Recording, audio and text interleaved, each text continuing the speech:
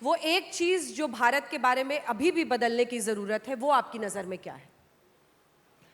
मुझे ऐसा लगता है, taxpayers, I am a proud taxpayers, और ये टैक्स पेयर बनने के लिए मुझे 10 साल भूखे रहने पड़े।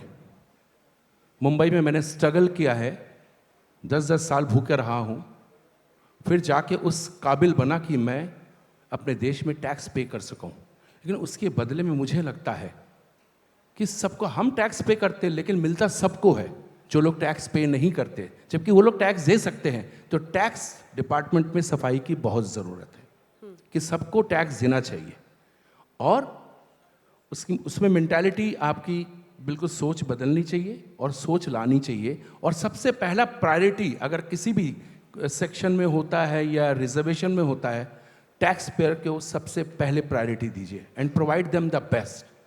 टैक्स पेयर बनने के लिए आपने खुद ही कहा कि आपने शुरुआती दिनों में बहुत जद्दोजहद की, बहुत स्ट्रगल किया। कौन सा वो गाना था जो आपके लिए ब्रेक थ्रू साबित हुआ? वैसे बहुत से गाने हैं। हर मेरी ज़िंदगी में जब जब एक एक गाना आया तो ज़िंदगी में एक मोड़ आया।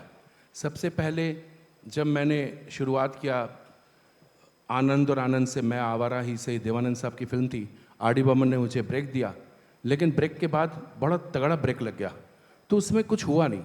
तो मेरी शुरुआत हुई थी बागी से। आपको मालूम है गैंगस्टर्स, एक्सटॉर्शन कितना फैला हुआ था, और मुझे जो आज एक गैंगस्टर जो जेल के अंदर है, वो उनका मुझे फ़ोन आता था एक्सटॉर्शन के लिए, और मुझसे बोलते थे अगर पैसे नहीं दे सकते तो ये गाना सुना दो, हमारी पार्टी चल रही है दुबई में, ये गाना सुना दो हमारी पार्टी में, मैं स्पीकर में सबको सुनाऊंगा। और मेरे साथ वाकया ये हुआ कि मैं डर के मारे और शर्म के मारे गाना नहीं गा पा रहा हूँ, घर पे सब लोग बैठे हैं, तो मैं बाथरूम में जाके इस गाने को गा देता था। हे हे हे आ हा हा हा,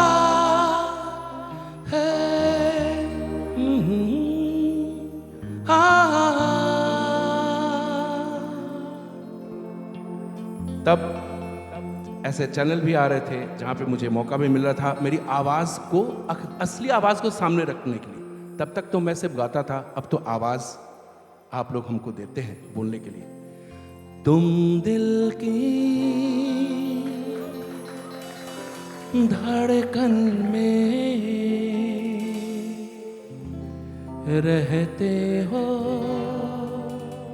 तुम रहते हो, बाहों में आ जाओ, सपनों में खो जाओ, तुम